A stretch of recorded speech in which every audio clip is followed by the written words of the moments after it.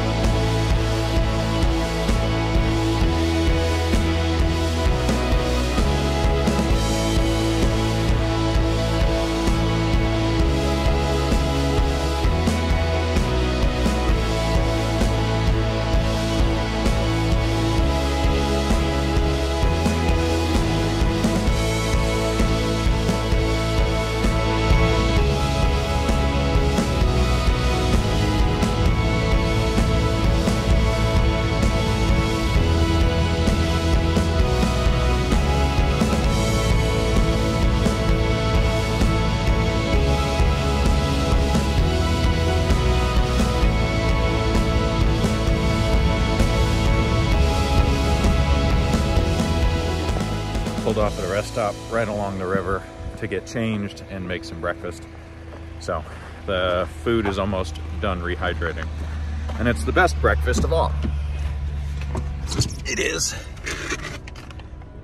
pasta.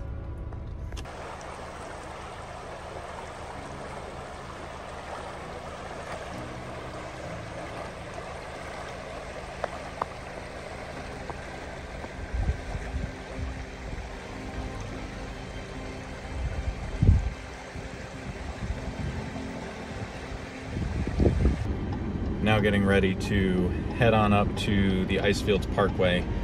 The Alberta 511 says it's open but covered in snow, and the drive over Kootenay into Banff and Jasper was snowing, but the roads were perfectly fine.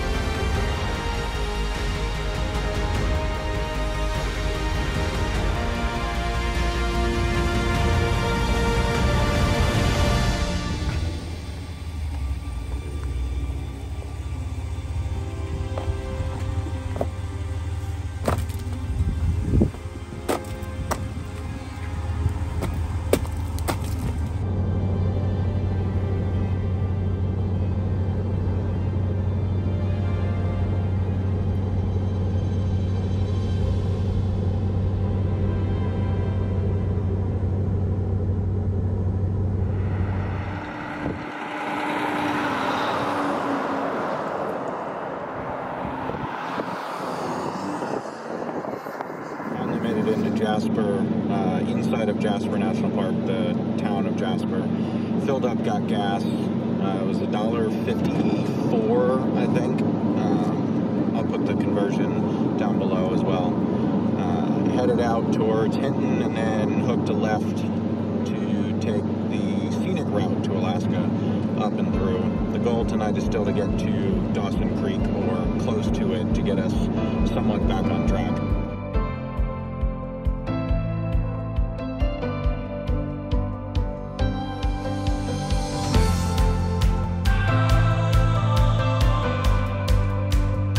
The normal Alaska-Canada highway sign is currently being refurbished. They're saying it's going to be back for the main tourist section. So I'll throw in a photo and video of the last time I was here when the sign was still up. But in Dawson Creek, about to officially start the 6th journey on the Alaska-Canada highway in the last 2 years. I highly recommend, if you're going to be driving the Alaska-Canada highway, spend the night in Dawson Creek and spend a couple hours, do the visitor center, stock up, prepare. Dawson Creek is a great place to restock any of the items that you may have used on the journey up to the start of the highway. It's got grocery stores, it's got a Walmart, all of the things you might need. Your next option, good option from Dawson Creek is going to be Whitehorse. So if you're taking your time, you're looking at 4 days, maybe a week to get from Dawson Creek up to Whitehorse if you're doing a couple hours every day and popping around and exploring. If you're doing a blitz like I am, it'll be essentially 2 days from Dawson Creek to Whitehorse. But spend a couple hours in Dawson Creek. They've got a nice dog park as well. Just pop around and relax, enjoy the town, and then work your way up.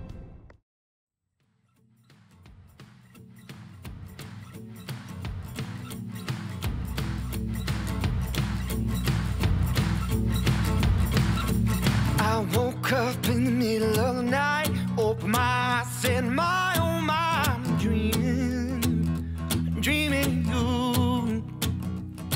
Well, all my dreams are sweet when I lay me down to sleep, not dreaming you.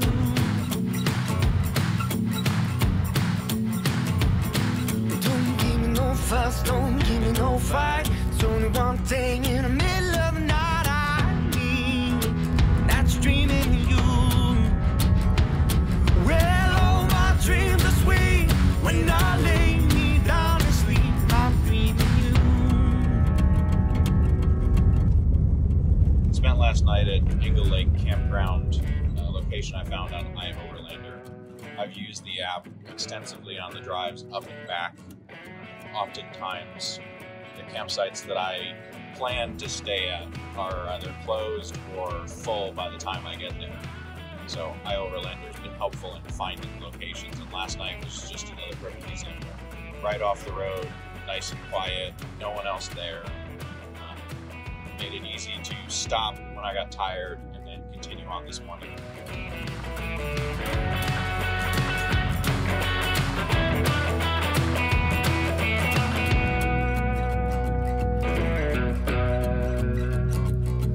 You can tell your mama and your daddy too, your brother and your sisters and your best friend too. I'm dreaming of you. Well, all my dreams are sweet when I lay me down to sleep, I'm dreaming of you. Well, all my dreams are sweet when I lay me down to sleep, not dream of you.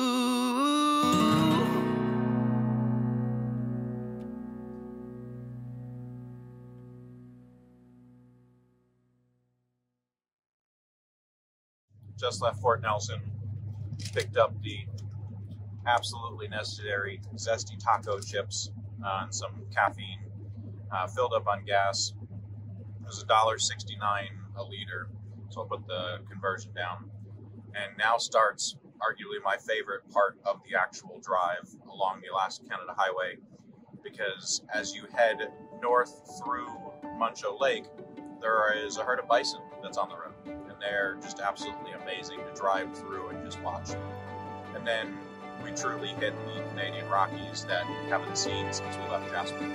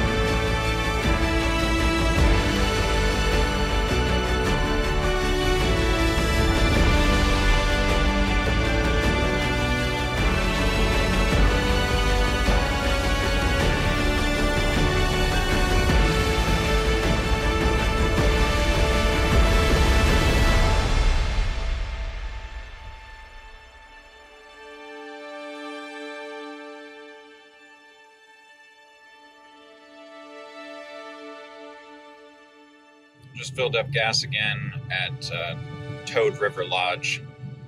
I didn't need to get gas, but every time I'm coming through, it's a good convenient spot. I've got enough gas to get to Watson Lake, but should I want to detour or slow down? And in the 6 times that I've done this road, I've never even come close to running out of gas. In the Jeep, I get maybe 250 miles on a tank if I'm lucky. And the longest stretch between gas stations, I think, is 150 miles. So in the Subaru, where I'm getting close to 600 miles on a tank, there isn't any shortage of gas, but I'm still stopping at the normal places. And Toad River, if you're hungry, has pretty good food. If you're concerned about gas, unless you're getting 10 miles to the gallon and you can't do 150 or 200 miles on a tank, you don't need to bring extra gas. It's still beneficial to bring maybe a 5-gallon jerry can with you, but it's not as big of a deal as it might have once been.